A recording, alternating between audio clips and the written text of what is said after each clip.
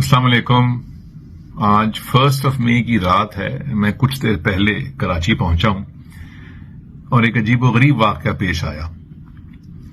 مجھے نہیں معلوم یہ مجھے ویڈیو بنانی بھی چاہیے کہ نہیں. میری پہلی ایسی ویڈیو ہے, اللہ کرے کہ آخری ہو. لاہور سے کراچی کی میری فلائٹ تھی آج شام کو, ایئر بلو کی, جو لاہور سے شام 5 بجے ٹیک آف کرنی تھی, اور میری سیٹ تھی 29D. ابھی تک میرے پاس بورڈنگ پاس ہے. یہ الٹا نظر آ رہا ہوگا آپ کو اس میں امیج. 4:55 پہ جب جہاز بالکل ٹیک آف کے لیے تیار تھا تو میرے ساتھ والی سیٹ 29E خالی تھی اور ونڈو سیٹ 29F کے اوپر ایک نوجوان تھا. تو اس نے گھبراہٹ میں ایئر ہوسٹس کو بلایا اور ایک گلاس پانی مانگا. ایئر ہوسٹس نے فوراً ایک گلاس پانی دیا اس کو. اس نے وہ پیا اور کہا کہ میری کچھ طبیعت ٹھیک نہیں ہے. تو ایئر ہوسٹس نے پوچھا کہ کیا ہوا سر آپ کو؟ اس نے کہا مجھے پسینہ آ رہا ہے اور میری چھاتی میں یہاں درد ہے. ایئر ہوسٹس نے کہا کہ چونکہ ٹیک آف میں وقت بہت کم ہے تو کیا آپ ٹریول کر سکیں گے؟ تو وہ ہچکچایا یہ کہتے ہوئے غالباً کہ نہیں کر سکوں گا. اس نے کہا ہاں میں کر لوں گا, اور جہاز اتنے میں پھر ٹیک آف کر گیا. 10-15 منٹ گزرے ہوں گے, 20 منٹ گزرے ہوں گے. آئی کوڈ سی کہ وہ ابھی بھی بے چینی میں ہے. تو اس نے مجھ سے کہا جگہ دیجیے, میں نے واش روم جانا ہے. اٹھ کر وہ گیا.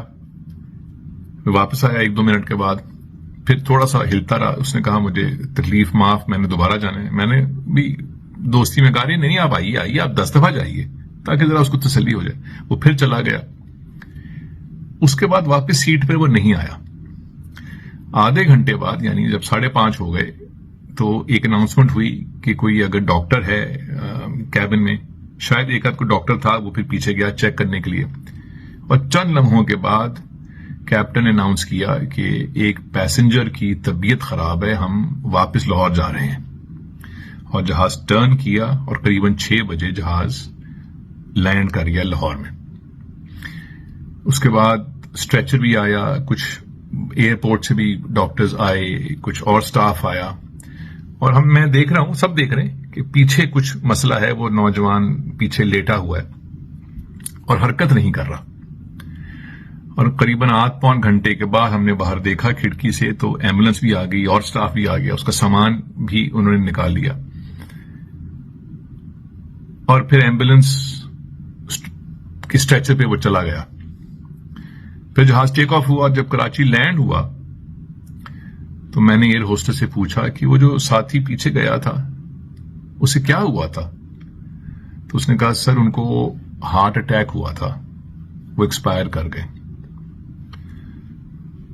مجھ سے یقیناً وہ کم عمر کا تھا, شاید 35-40 کی عمر کا ہوگا, مجھے نام بھی نہیں معلوم اس کا.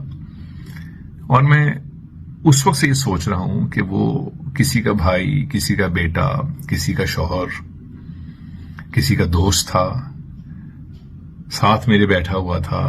2 دفعہ وہ میرے آگے سے گزرا, پانی پیا اس نے, ابھی مجھ سے اس نے بات کی, اور اب وہ نہیں ہے.